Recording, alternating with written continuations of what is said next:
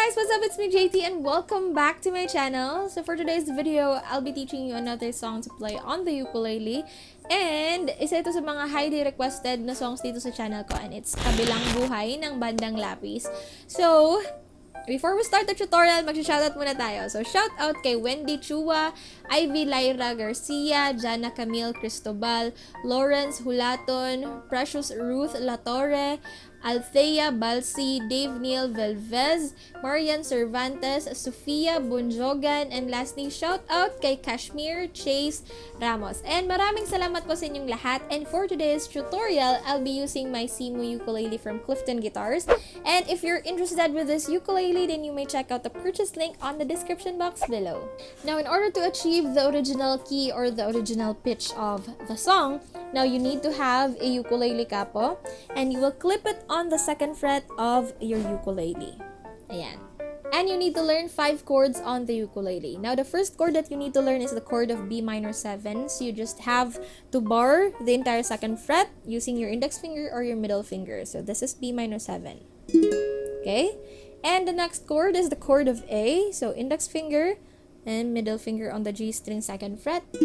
Okay, so this is A. And the next chord is the chord of G. So this one is a V-shaped chord. So 1, 2, and 3. Now the next chord is G sus 2. So 1 and 2. So ililift mo lang tong pinky finger mo sa G. Okay? So instead of having 3 fingers, dalawa na lang. So ililift mo tong isa. Okay, so this is G suspended 2 or G sus 2. And the last chord that you need to learn is the chord of D. So 1, 2, 3. Okay? So again, we have B minor 7, A, G, G sus 2, and D. Now, for the strumming pattern of the song, iikot lang itong kantang to sa strumming pattern na down, down, up, up, up, down, up, down, up. And it should sound like this one. Down, down, up, up, up, down, up, down, up. Again. Down, down, up, up, up, down, up, down, up. Now, for the first verse of the song, it should sound like this one. Gagamitin natin yung strumming pattern na yan in each of the chord. So, yung chord progression natin for verse 1 is B minor 7, A, G, and A. And you're going to repeat that chord progression 4 times. Okay? So, down, down, up, up, up, down, up, A. Down, up, up, down, up, G. Down, up, down, up, A. Okay? And again, you're going to repeat that progression 4 times. Masasayang mga araw nagkasama.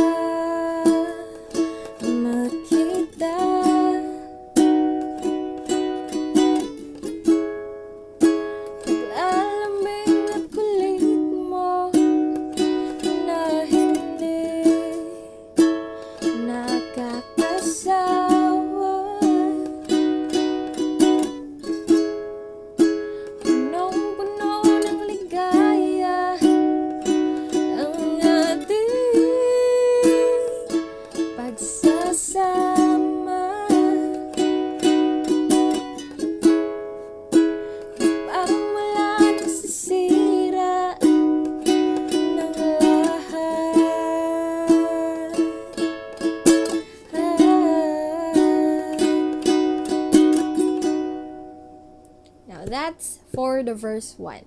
Now, for the pre-chorus, what you're going to do is that for the first 2 chords, which is B minor 7 and A, you're going to do down strums lang. So, puro down strums. And after that, we have G and A.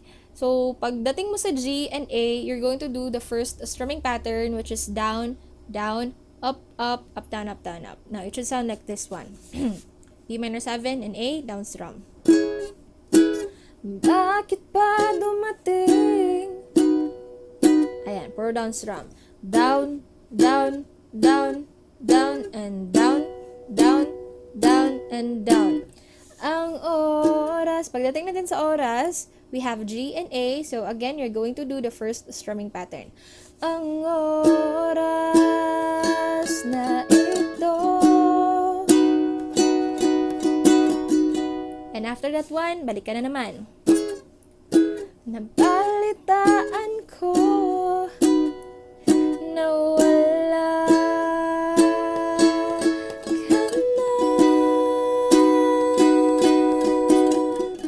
And then, one last down strum. Ayan. And then, connected na siya sa chorus. Now, let's do it again. 1, 2, 3, go. Bakit pa dumating ang oras na ito?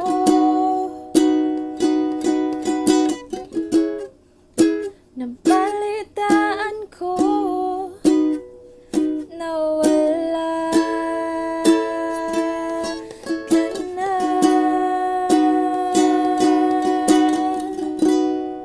Ayan. And for the next part of the song, which is the chorus, now you're going to do the same strumming pattern pero slow mo. Okay? So, slow yung tempo natin dito. Hindi ba't sabi mo, hindi mo ko iiwan, hindi pa pabayaan na ako'y mag-isa. Hindi ba't sabi mo, sabay tayong tatanda? Bakit bigla ka na nandaan sa kabilang buhay? And for the last line of the chorus, yung sa kabilang buhay, babalik ka na sa original tempo. Sa kabilang buhay. Ayan, instrumental.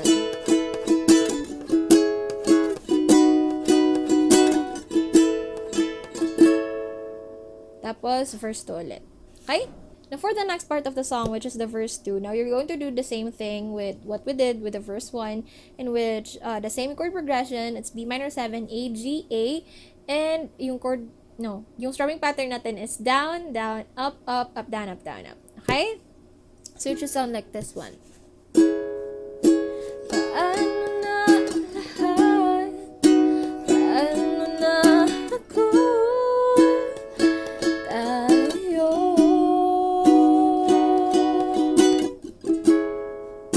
Hindi ba't sinabi mo sa'kin na sabay tayong mangarap?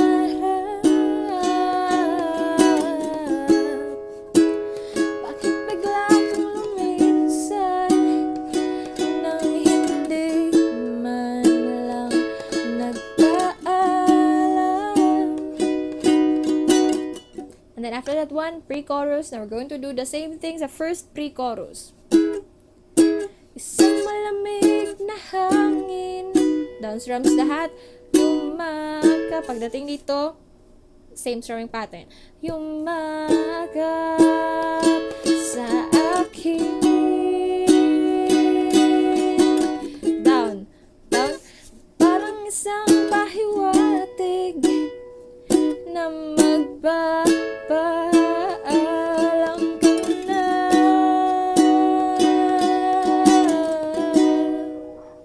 And chorus. Di ba't sabi mo, hindi mo ko iiwan, hindi pa babayaan na ako'y mag-isa. Hindi ba't sabi mo, sabay tayong tatanda?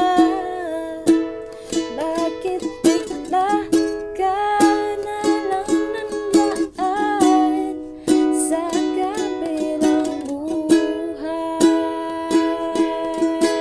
And then after that one, i-repeat mo lang yung chorus and then last line na, outro. Sa kabilang buhay. So, ayun, that's basically it. Yeah. So that's it for our tutorial today, guys. I hope that you enjoyed it. And if you did, please give it a big thumbs up and let me know in the comment section below yung mga title ng songs na gusto niyo na ituro ko dito sa channel na to. And please don't forget to click the subscribe button and the notification bell beside it so that you will be notified whenever I upload a new video. So that's it. I'll see you guys next time. Bye!